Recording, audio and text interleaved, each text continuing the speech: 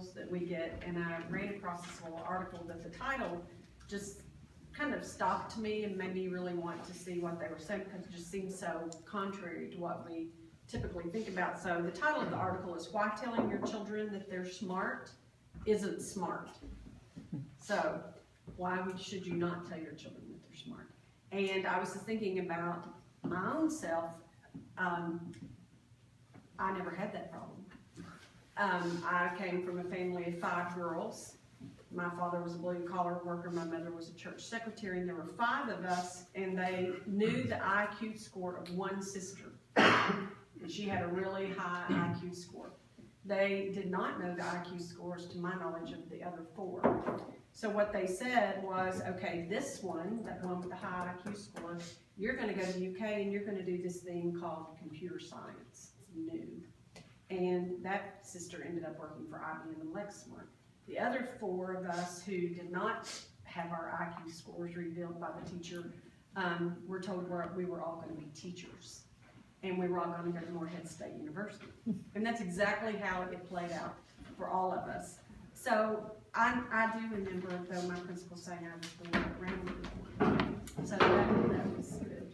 And that's exactly what this article is about, is that really, you know, IQ scores and measurements of intelligence are just really not an appropriate judge of a child's productivity and their capability. And Howard Gardner, if you know about his work, talks about there are many forms of intelligence, as you may have heard of multiple intelligences. You know, there's the kids who are artistic, who are musically inclined, who are kinesthetic, and, you know, all these kinds of things that need to be considered that won't necessarily show themselves on an IQ test or an IQ measurement.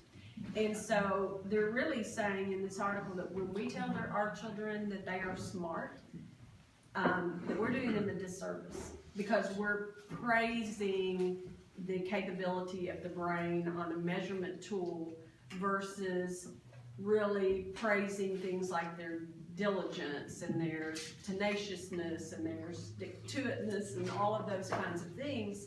And so we're doing them a disservice. And when we constantly are touting our children about being smart, and they start to internalize all that, then when they run up against something that is hard for them, they're taken aback, because it's like, well, nothing has ever been hard for me before, so why am I suddenly having this problem? Because I'm supposed to be smart.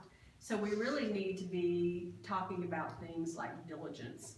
And it really says to me that here the quote is that we believe as Montessorians that success comes from a combination of meaningful experiences, practice, exploration, discovery, and persistence.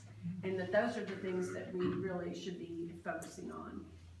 And so I think we've kind of gotten ourselves into a situation as a society and as parents where, you know, we don't want to damage our child's self-esteem. We're always wanting to promote their self-esteem and make them feel good about themselves. So I'm not suggesting, nor is this article suggesting, that, you know, that we're not,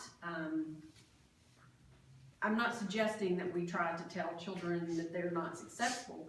I think what it says is we need to be careful what we're praising and what is it that we're giving the credence to and the support to their efforts, and that's the diligence. And that there are going to be times when they're going to fail, and they're going to fail miserably, and that's okay, because they're going to learn from that experience, and they're going to come back even stronger the next time. So I think being well-rounded is very important. And if you ask me, I think I probably really am the smartest of all. Not a doubt. Yes. Not a doubt. Yes.